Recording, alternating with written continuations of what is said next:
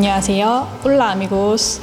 오늘 두 번째 수업 시간에 함께하게 될 친구들 반갑습니다. 저는 중남미문화원 학예사 박지현입니다.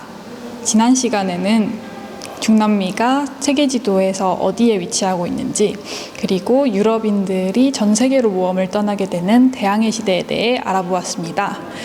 이번 시간에는 유럽인과 아메리카인들의 첫 만남인 콜럼버스의 탐험과 그 결과 이루어지게 된 콜럼버스의 교환에 대해 알아보겠습니다.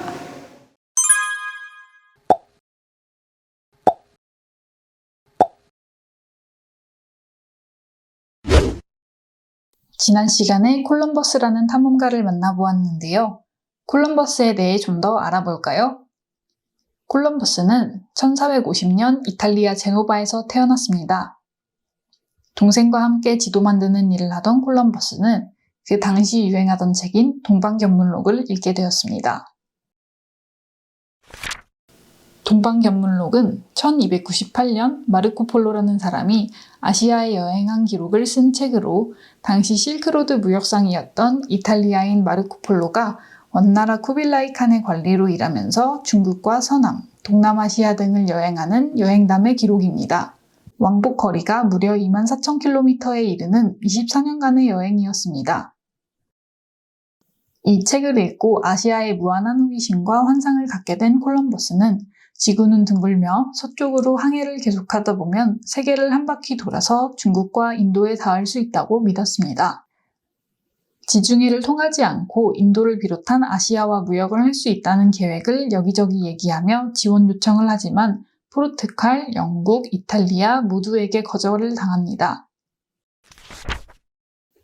이때 마침 포르투갈 엘리케 왕자의 항해 탐험에 위협을 느끼고 있던 스페인 이사벨 1세 여왕이 콜럼버스에게 투자를 하게 됩니다.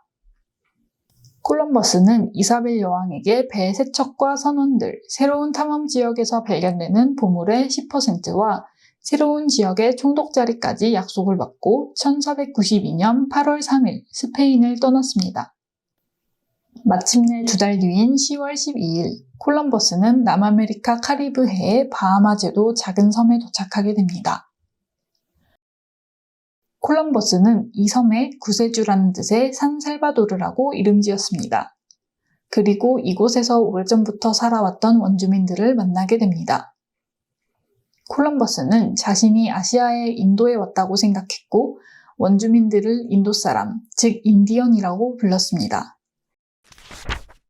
이 원주민들은 타이노 부족으로 현재의 쿠바, 도미니카 공화국, 자메이카, 아이티, 푸에르토리코, 바하마 등에 살았던 부족입니다. 평화롭던 이 부족의 생활을 보며 콜럼버스는 내가 에덴 동산에 왔구나 라고 말했다고 합니다. 바베큐, 해먹, 카누라는 단어가 바로 타이노 부족의 말에서 유래했습니다. 그렇다면 타이노 부족은 콜럼버스를 보고 어떻게 생각했을까요? 한 번도 본 적 없는 커다란 배를 타고 온 흰 피부에 이상한 머리색을 가진 사람들을 보고 동쪽 바다에서 커다란 집을 타고 온 신으로 생각했다고 합니다. 지난 시간에 콜럼버스가 탐험을 시작하던 대항해 시대에 대해 배운 내용을 기억하시나요? 대항해 시대에 탐험을 떠난 유럽인들의 가장 큰 목표는 바로 향신료와 기독교의 전파였습니다.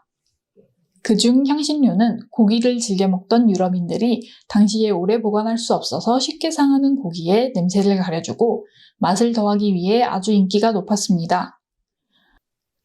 향신료는 후추, 정향, 육두구 등으로 주로 아시아와 동부 아메리카에서 지중해를 통해 수입하였습니다. 그러나 지중해를 통한 수입로가 막히자 아시아를 향한 새로운 항로를 찾기 위해 탐험을 시작했던 것이 대항해 시대를 열게 되었습니다. 여기에 아시아에 기독교를 널리 전파하겠다는 사명감이 더해져서 한 번도 가보지 못한 곳으로의 탐험이 시작된 것입니다. 이렇게 아메리카에 도착한 콜럼버스는 스페인으로 돌아가며 아메리카 지역의 신기한 동식물과 원주민들을 데려가서 이사벨 여왕에게 보고합니다. 이때 원주민이 여왕 앞에서 오카리나를 연주하며 유럽 전역에 오카리나가 널리 알려지게 되었다고 합니다. 박물관 1 전시실에는 원주민들이 만든 동물 모양의 흙피리가 여러 개 전시되어 있습니다. 9세기에서 13세기경에 중앙아메리카와 카리브해 지역에서 만들어진 다양한 동물 모양의 오카리나는 제사의식에 주로 사용되었다고 합니다. 오카리나는 작은 거위라는 뜻의 이탈리아어로 아즈텍어인 나우아트어는 우일리카 피치틀리라고 합니다. 그럼 우리도 간단하게 새 모양의 작은 오카리나를 꾸며서 새소리를 내볼까요?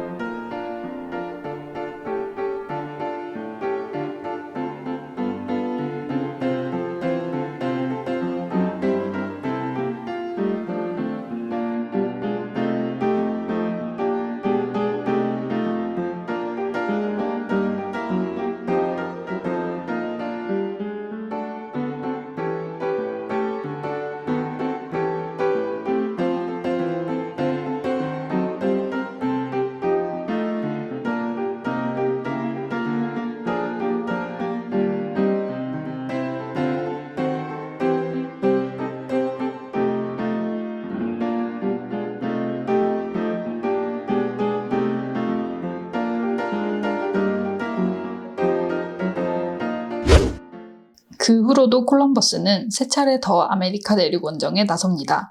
그는 2차 원정에서 엄청난 황금을 기대하며 스페인으로부터 많은 원조를 얻어 떠났으나 카리브해 지역에는 콜럼버스가 기대했던 황금과 향신료는 없었습니다. 이에 점점 유럽인들은 원주민을 탄압하고 약탈하게 됩니다.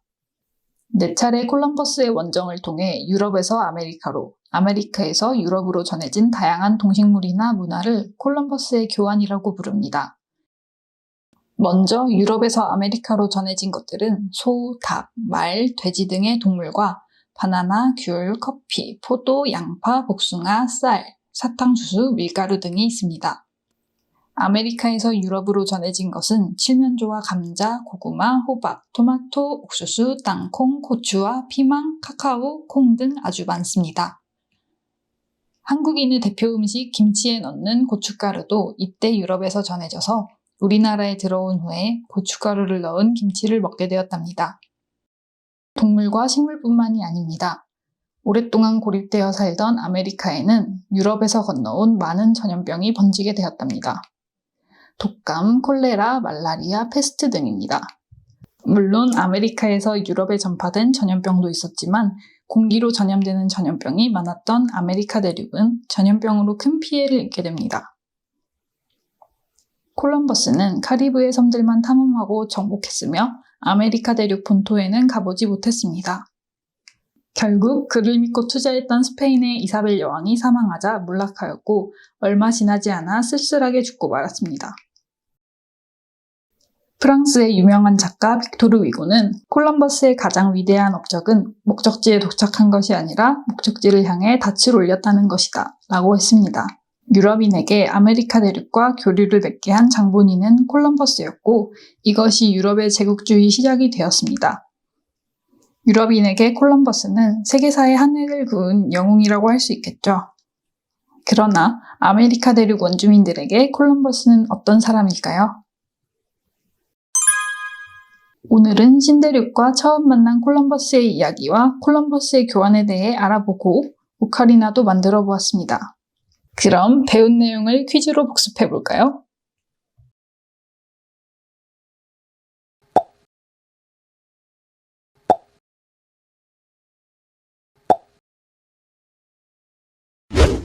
다음 시간에는 유럽인의 도착 이후 아메리카 대륙 원주민에게 어떤 변화가 생기는지 알아보겠습니다.